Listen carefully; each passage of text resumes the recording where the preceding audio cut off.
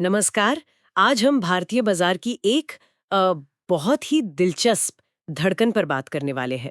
ये जो त्योहारी मौसम होता है, मेरा मतलब है श्रावण के ठीक बाद से लेकर दिवाली तक, बाजार में एकदम से रौनक आ जाती है, तेजी दिखती है। तो आखिर इसके पीछे की कहानी क्या है? हमारे पास ना इस पर कुछ बाजार विश्लेषण और रिपोर्ट्स हैं। तो चलिए मिलकर समझते हैं कि ये मौसम उपभोक्ताओं और बाजार दोनों के लिए इतना खास क्यों बन जाता है। लोग इस दौरान इतना खर्च क्यों करते हैं और कौन से सेक्टर इस लहर पर सबसे ज्यादा सवार होते हैं। आज इसी के तह तक जाएंगे। तो पहला सवाल यही उठता है कि आखिर बाजार इस त्योहारी अवधि को लेकर इतना उत्साहित क्यों रहता है। हर साल ये उम्मीद की लहर कहाँ से आती है? देखिए, इसका सीधा ताल्लुक है लोगों की भावनाओं से और उनके खर्च करने के तरीके से। भावनाओं से? हाँ, मतलब सेंटिमेंट से। गणेश चतुर्थी से दिवाली तक ये जो करीब 90 दिन का वक्त होता है ना, जी। इसमें परिवार अमूमन रोजमर्रा की जरूरतों से आगे बढ़कर बड़ी खरीदारी करते हैं। अच्छा। सोचिए, कार, गहने, फ्रिज, टीवी जैसे उपकरण, कपड़े और कई बार तो घर खरीदने जैसे बड़े फैसले भी वो इसी दौरान लिए जाते हैं। हाँ, ये महसूस तो होता है बिल्कुल। लेकिन क्या ये सिर्फ भावनाओं का खेल है या इसके पीछे ठोस आंकड़े भी हैं? मतलब बाजार का ये उत्साह सिर्फ उम्मीदों पर टिका है या वाकई कुछ मजबूत आधार है? नहीं नहीं, बिल्कुल आधार है और वो भी काफी मजबूत। अगर आप पिछले आंकड़ों को देखें तो इस 90 दिन की अवधि ने ऐतिहासिक रूप से साल के बाकी हिस्सों से बेहतर प्रदर्शन किया है। अच्छा। हाँ, एक उदाहरण लें। पिछले 10 सालों में से 8 बार ऑटो और कंज्यूमर ड्यूरेबल्स यानी घरेलू इस्तेमाल की टिकाऊ चीजों वाले शेयरों ने 8 बार पिछले 10 में से? जी हाँ, 8 बार इसी त्योहारी मौसम में निफ्टी यानी मुख्य बाजार सूचकांक से बेहतर रिटर्न दिया है। तो ये एक पैटर्न है, महज इत्तेफाक नहीं। वाओ, 8-10 बार बेहतर प्रदर्शन, ये तो काफी मजबूत रुझान है। हाल का कोई आंकड़ा जो इस खर्च की गर्माहट दिखाता हो? बिल्कुल। पिछले साल अकेले अक्टूबर महीने को ही देख लीजिए। सिर्फ एक महीने में आप अंदाजा लगाइए 16.6 बिलियन यूपीआई लेन देन हुए। 16 बिलियन से ज्यादा? एक महीने में। हाँ। और क्रेडिट और डेबिट कार्ड से होने वाला कुल खर्च लगभग 2 ट्रिलियन पहुंच गया था। 2 ट्रिलियन? जी, ये आंकड़े सीधे सीधे दिखाते हैं कि लोगों का भरोसा कितना बढ़ा हुआ था और वो खर्च करने को तैयार थे। और देखिए, जब लोग खर्च करते हैं तो बाजार में तेजी आना स्वाभाविक है। वाकई दिलचस्प आंकड़े हैं। तो अब सवाल उठता है कि हर साल ऐसा क्या होता है जो उपभोक्ताओं को इस तरह खर्च करने के लिए उकसाता है? ये जो एक साथ सब खरीदारी के मूड में आ जाते हैं, इसके पीछे क्या सोच काम करती है, क्या मनोविज्ञान है? देखिए, इसके पीछे एक नहीं बल्कि हम कह सकते हैं कि 4 मुख्य वजह एक साथ काम करती हैं जो इस माहौल को बनाती हैं। 4 वजह? अच्छा, कौन सी? सबसे पहला और शायद सबसे सांस्कृतिक पहलू है शुभ मुहूर्त। हाँ, ये तो है। भारतीय परिवारों में त्योहारों का बड़ा महत्व है। नवरात्रि, दशहरा, धनतेरस, इन दिनों को खासकर बड़ी खरीदारी जैसे गाड़ी या घर शुरू करने के लिए बहुत शुभ माना जाता है। तो लोग इंतजार करते हैं इन मौकों का। सही बात है। दूसरा? दूसरा, बाजार खुद इस मौके को भुनाने में कोई कसर नहीं छोड़ता, यानी ऑफर्स और ईएमआई।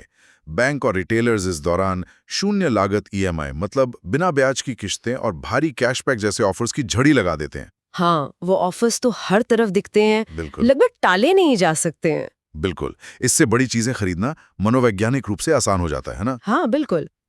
और तीसरा फैक्टर? तीसरा महत्वपूर्ण फैक्टर है ग्रामीण आय का प्रवाह। इस समय तक अक्सर खरीफ फसल कट चुकी होती है या कटने वाली होती है। फसल अच्छी होने पर किसानों और ग्रामीण अर्थव्यवस्था में नकदी लिक्विडिटी बढ़ जाती है। अच्छा, फसल का पैसा आता है? जी, और इसका सीधा असर हम दोपहिया वाहनों और एंट्री लेवल कारों की बिक्री में बढ़ोतरी के रूप में देखते हैं। और चौथा? और चौथा है शादियों का सीजन। दिवाली के ठीक बाद भारत में शादियों का बड़ा सीजन शुरू होता है। हाँ, बिल्कुल। और उसके लिए सोने और गहनों की जमकर खरीदारी होती है। तो ये चारों फैक्टर, शुभ मुहूर्त, ऑफर्स, ग्रामीण आय और शादियां मिलकर खर्च का एक क्या कहते हैं, शक्तिशाली कॉकटेल तैयार करते हैं। समझ गई। ये तो हुई वजहें। अब जरा इसे अलग-अलग सेक्टर्स के नजरिए से देखते हैं। शुरुआत ऑटोमोबाइल से करते हैं। ये सेक्टर तो हमेशा से त्योहारी सीजन का पोस्टर बॉय रहा है। हाँ बिल्कुल, ऑटो सेक्टर और उसमें भी खासकर दो पहिया वाहन इस मौसम में सबसे पहले हरकत में आते हैं। देखिए, federation of automobile dealers association यानी फाड़ा जो देश भर के डीलर्स का संगठन है। हाँ, फाड़ा के आंकड़े आते रहते हैं। जी, उनके आंकड़ों के अनुसार 2024 के त्योहारी सीजन में ऑटो बिक्री में साल दर साल 12% की बढ़ोतरी हुई। 12%? हाँ, और इसका बड़ा श्रेय ग्रामीण खरीदारों को गया। तो जाहिर है Maruti, Mahindra and Mahindra, hero MotoCorp जैसी कंपनियों को सीधा फायदा मिलता है। लेकिन बिक्री बढ़ना एक बात है, क्या इसमें कंपनियों के लिए कोई चुनौती भी है? हमने पिछले कुछ सालों में देखा है कि अगर उम्मीद के मुताबिक बिक्री ना हो तो दिक्कतें भी आती हैं। आपने सही पकड़ा। यहाँ एक जोखिम हमेशा रहता है, वो ये कि अगर कंपनियां बहुत ज्यादा उम्मीद लगाकर डीलरों के पास गाड़ियां भेज दें, जिसे हम उच्च डीलर इन्वेंट्री कहते हैं। हाँ, स्टॉक जमा हो जाता है। बिल्कुल।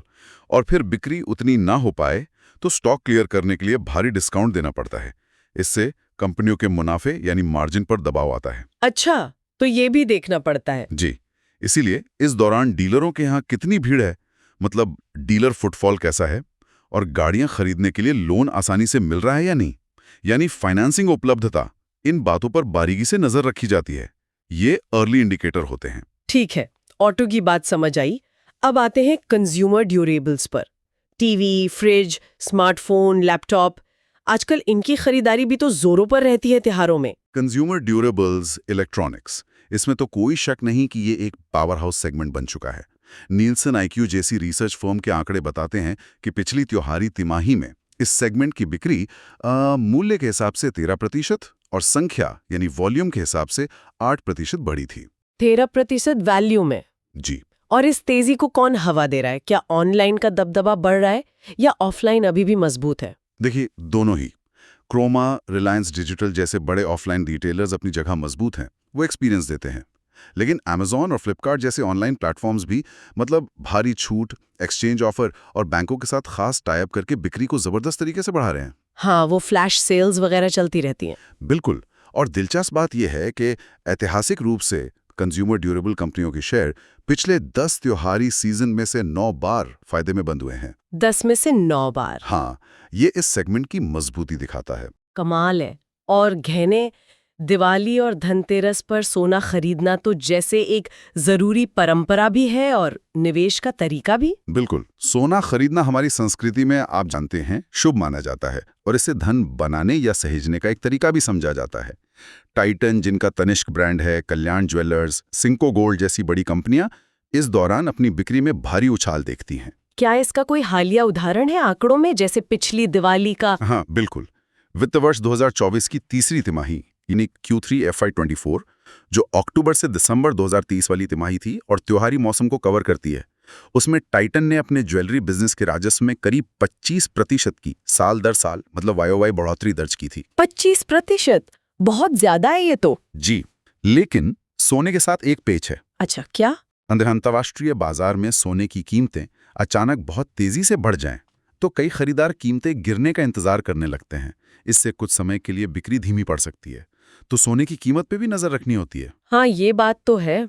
तो ये जो कार, टीवी, सोना, इतना सारा खर्च हो रहा है, इसे मुमकिन कौन बना रहा है? यहाँ बैंकों और दूसरी वित्तीय कंपनियों का क्या रोल है? बैंकिंग, NBFCs, आपने बिल्कुल सही नस पकड़ी है।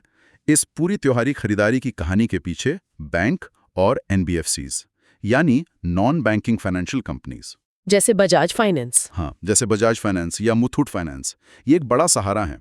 क्रेडिट कार्ड, आसान किश्तों यानी EMI और पर्सनल लोन के जरिए ये खरीदारी को, आप कह सकती हैं, पंख लगाते हैं। हाँ, वो नो कॉस्ट EMI वाले ऑफर्स तो हर जगह होते हैं। बिल्कुल। हमने पहली बात की कि अक्टूबर 2024 में क्रेडिट कार्ड का खर्च 2 ट्रिलियन तक पहुंच गया, जो पिछले साल से 15% ज्यादा था। बजाज फाइनेंस जैसी NBFCs खासतौर पे कंज्यूमर ड्यूरेबल और टू व्हीलर फाइनेंसिंग में बहुत सक्रिय रहती हैं और इस दौरान उनका बिजनेस खूब फलता फूलता है। और रियल एस्टेट और सीमेंट जैसे बड़े निवेश वाले सेक्टर, क्या उनमें भी यही त्योहारी रौनक दिखती है? ये तो ज्यादा लंबी अवधि के फैसले होते हैं। रियल एस्टेट, सीमेंट, हाँ, उनमें भी तेजी आती है। हालांकि ये सेक्टर अर्थव्यवस्था के उतार चढ़ाव मतलब साइक्लिकल नेचर पर ज्यादा निर्भर करते हैं। अच्छा। फिर भी त्योहारी मौसम को प्रॉपर्टी बुक करने के लिए शुभ माना जाता है। कई बड़े डेवलपर जानबूझकर अपने नए प्रोजेक्ट्स की लॉन्चिंग नवरात्रि या दिवाली के आसपास रखते हैं ताकि शुभ मुहूर्त का फायदा मिले। हाँ, नए प्रोजेक्ट लॉन्च होते दिखते हैं इस समय। बिल्कुल। और जब घर बनते हैं या बिकते हैं तो इसका सीधा असर सीमेंट, पेंट, टाइल्स जैसे सहायक उद्योगों पर भी पड़ता है और उनकी बिक्री भी बढ़ती है। तो क्या इनका प्रदर्शन उतना ही भरोसेमंद होता है जितना ऑटो या ड्यूरेबल्स का, या यहाँ जोखिम ज्यादा है? देखिए, यहाँ प्रदर्शन बाजार में पैसे की उपलब्धता यानी लिक्विडिटी और ब्याज दरें कैसी चल रही हैं, इस पर बहुत ज्यादा निर्भर करता है। अगर अर्थव्यवस्था अच्छी चल रही है, लोगों के पास पैसा है और लोन सस्ता है, तो रियल एस्टेट और उससे जुड़े सेक्टर त्योहारी मौसम में काफी अच्छा कर सकते हैं। और अगर माहौल उल्टा हो तो? फिर मुश्किल होती है। जैसे अगर ब्याज दरें ऊंची हैं, तो लोग घर खरीदने का फैसला टाल सकते हैं और इन सेक्टर्स पर असर दिख सकता है। तो ये थोड़ा ज्यादा सेंसिटिव है। समझ गई। तो इन सब बातों को सुनकर ऐसा लग रहा है कि ये त्योहारी रैली महज एक संयोग नहीं, बल्कि एक ज्यादा गहरा पैटर्न है। क्या ये वाकई इतना भरोसेमंद है? यही सबसे दिलचस्प बात है, इसकी निरंतरता, मतलब कंसिस्टेंसी। अगर हम पिछले 10 सालों के आंकड़ों पर फिर से नजर डालें और देखें कि किस सेक्टर ने कितनी बार निफ्टी से बेहतर प्रदर्शन किया है इस त्योहारी सीजन में, तो तस्वीर एकदम साफ हो जाती है। हाँ, वो आंकड़े क्या कहते हैं? देखिए, ऑटोमोबाइल 10 में से 8 बार। सोचिए, Maruti, TVS, hero MotoCorp. Consumer durables 10 में से 9 बार। वोल्टास, वर्लपूल जैसे नाम। 9 बार? हाँ। बैंक 10 में से 7 बार। एचडीएफसी, आईसीआईसीआई जैसे बड़े बैंक। एफएमसीजी यानी रोजमर्रा के इस्तेमाल का सामान 10 में से 8 बार। HUL, Nestle, Dabur. और आभूषण 10 में से 9 बार। टाइटन, कल्याण ज्वेलर्स। वाओ! तो इसका निचोड़ क्या है? ये एक संरचनात्मक पैटर्न है। मतलब ये भारतीय बाजार के ताने बाने का हिस्सा बन चुका है। ये सिर्फ एक हवाई बात या संयोग नहीं है, ये बार बार दोहराया जाता है। ठीक है, पैटर्न तो मजबूत है, आंकड़े भी गवाही दे रहे हैं, पर हर कहानी की तरह इसमें भी कुछ लेकिन होंगे। मतलब क्या जोखिम है जिन पर ध्यान देना जरूरी है? क्योंकि सिर्फ पैटर्न देख के कूद पड़ना तो समझदारी नहीं। बिल्कुल सही कहा आपने। समझदारी इसी में है कि जोखिमों को भी समझें। कुछ मुख्य जोखिम हैं जिन पर हमेशा नजर रखनी चाहिए। सबसे पहला, कमजोर मानसून। अगर बारिश अच्छी नहीं होती तो आप जानते हैं ग्रामीण आय प्रभावित होती है। हाँ, और फिर टू व्हीलर और छोटी कारों की बिक्री पर असर पड़ता है। बिल्कुल। दूसरा, उच्च ब्याज दरें। अगर लोन महंगा हो जाता है तो लोग बड़ी खरीदारी जैसे घर या कार टाल सकते हैं। ईएमआई महंगी हो जाती है। बिल्कुल। तीसरा, सोने की कीमतों में अस्थिरता। जैसा हमने पहले बात की, सोने के दाम बहुत तेजी से बढ़ें या गिरें तो गहनों की मांग पर असर पड़ता है, लोग रुक जाते हैं। और चौथा, नीतिगत बदलाव। मान लीजिए सरकार जीएसटी में कुछ ऐसे बदलाव कर दे जिसकी उम्मीद ना हो, या कोई और बड़ी आर्थिक नीति बदल जाए, तो इससे उपभोक्ता और निवेशक दोनों का मूड, मतलब सेंटिमेंट, बिगड़ सकता है। ये तो जरूरी पॉइंट्स हैं। तो फिर इस ट्रेंड को और इसके संभावित जोखिमों को सही ढंग से समझने के लिए बाजार की नब्ज कैसे पकड़ी जाए? किन शुरुआती संकेतों पर नजर रखें ताकि अंदाजा लग सके कि हवा किस तरफ बह रही है? ये बहुत अहम सवाल है। कुछ प्रमुख संकेतक हैं जिन पर नजर रखी जा सकती है।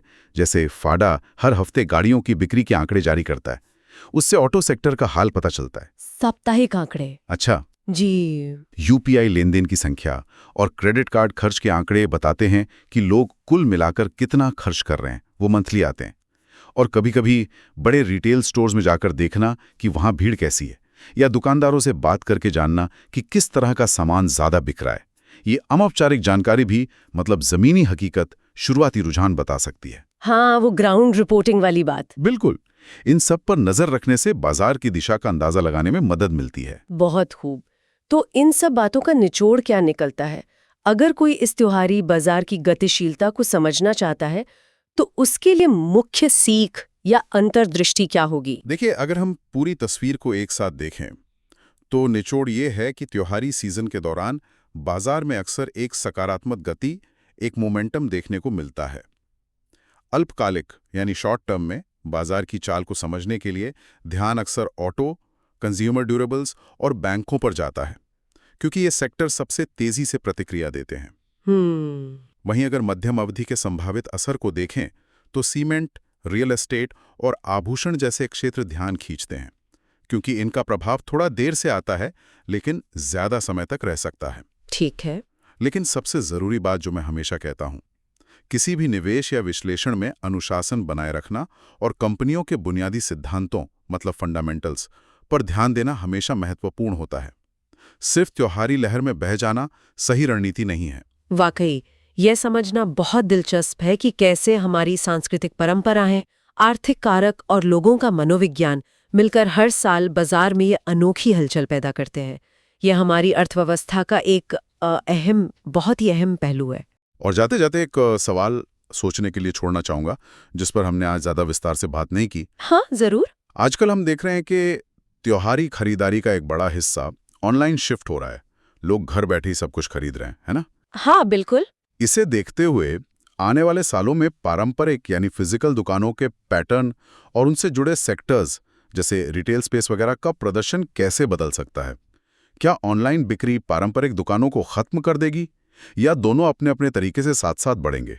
इस पर विचार करना मुझे लगता है आने वाले समय के लिए जरूरी होगा। बिल्कुल, ये एक सोचने लायक नुक्ता है। ऑनलाइन बनाम ऑफलाइन की ये जंग या साथ, ये देखना दिलचस्प होगा। इसी विचार के साथ आज के इस विश्लेषण सत्र को यहीं समाप्त करते हैं।